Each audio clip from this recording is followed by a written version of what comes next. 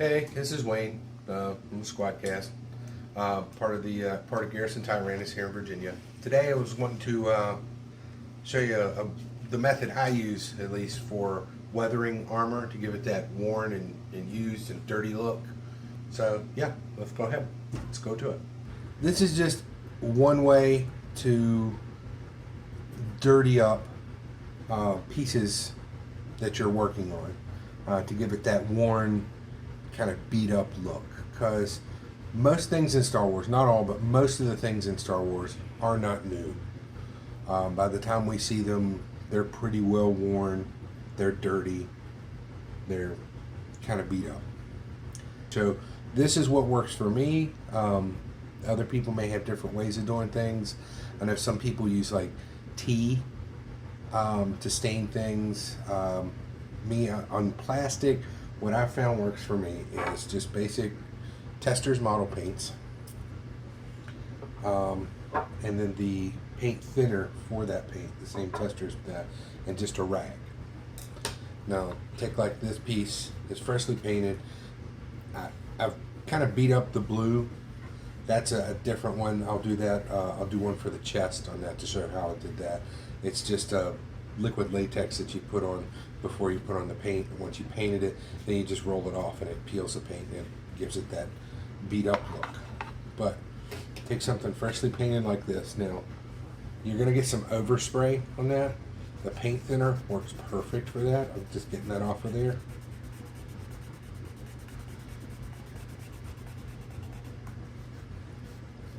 But it doesn't have to be like completely perfect on all of this, because you're wanting it to look a bit worn and used.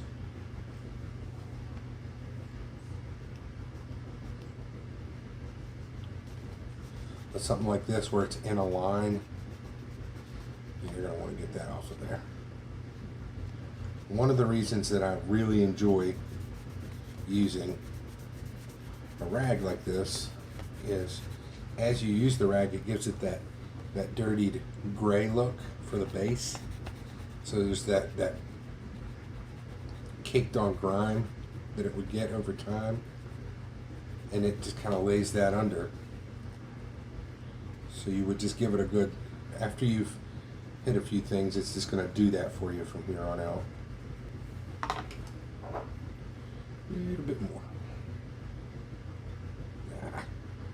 A little too much. Okay. Good enough.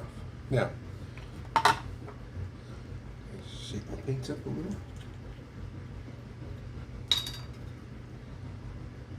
You know, you have to wipe off. You're kind of running out of paint, I guess.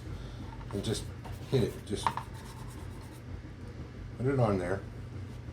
And then take the thinner.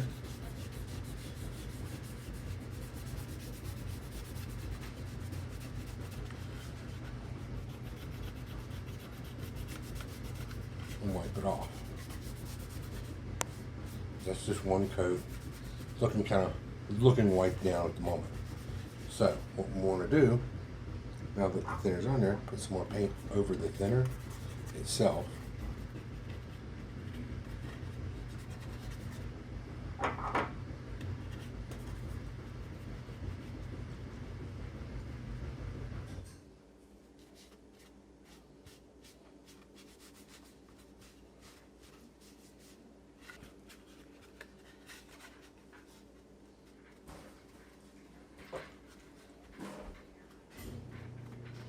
Gotta get into the Bob Ross state of mind.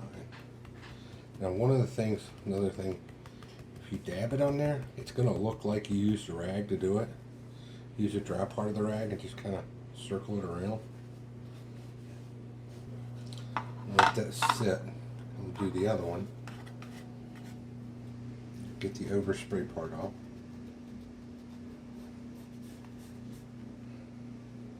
Okay. And give it that deep down grime. That's like the first. This being a clone. The clone's going to have seen some action, so it'll be out there. Down the front lines, taking the hits.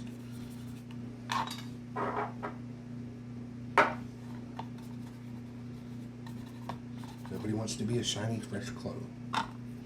the more it builds up on places like that, the better. Because see how it smears it around?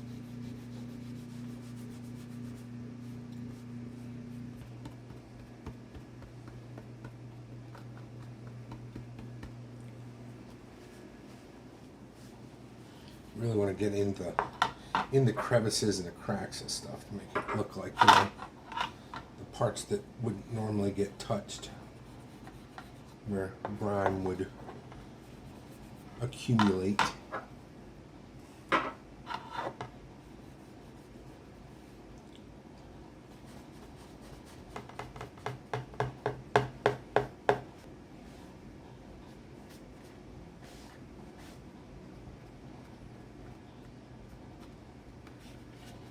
And just keep going until you think it looks dirty enough and it matches. That's the main thing, is making sure it matches all the other pieces that you've got. Because you can overdo it on one, and the other one that you're supposed to have is dirty and it won't look right. So it's best to take a piece. Once you've got it to where you like it, keep it handy so that you can use it for reference working on the others, so that you don't overdo it.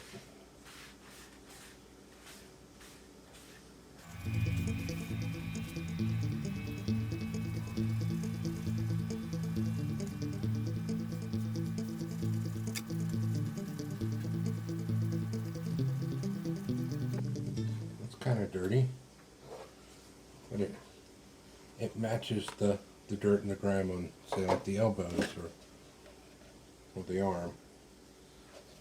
So that make sure that it's not overdone. We'll come back to the first one we started on.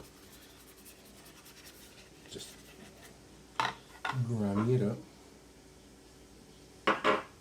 Guess I should have said what these are. These are the knee plates.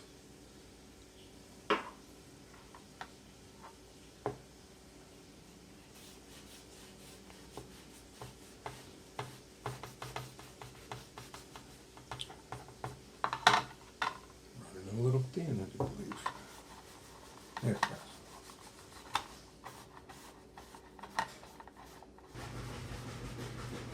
The thing is something like this, you can overdo it, but you can overdo it and then fix it. If you leave parts of what you overdid, it comes out to be the perfect amount. Pretty good.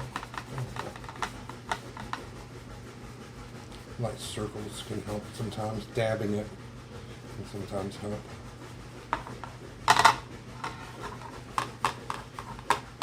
So long as it looks sort of natural. I try not to leave too many what look to be white marks like I put it on there. It needs to look like it got on there just from doing stuff. Okay. So I took what was fresh and new and made it look beat up. And that's pretty much all there is to that. Like I said, this is just one method. There are plenty of other methods to choose from. This is just what works for me. Now, I'll let this dry.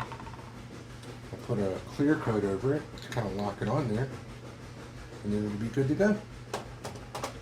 Anyway, hopefully this is helpful for you. If you have any questions, you can message us. You can message any of us individually. Easiest play will be just on Facebook for me. Just look for just Wayne Puckett and just message me. I'll check and see. Like, I'm the armorer here in Virginia, so I can pretty much answer any of the questions that you may have. And if I can't, I'll get with somebody who can, and I'll still answer your questions. If I can't answer it immediately, I will get to you. I think I forgot. And okay, yeah. Like I said, hopefully this helps, and keep building. And if you have any questions, by all means, reach out. Thanks.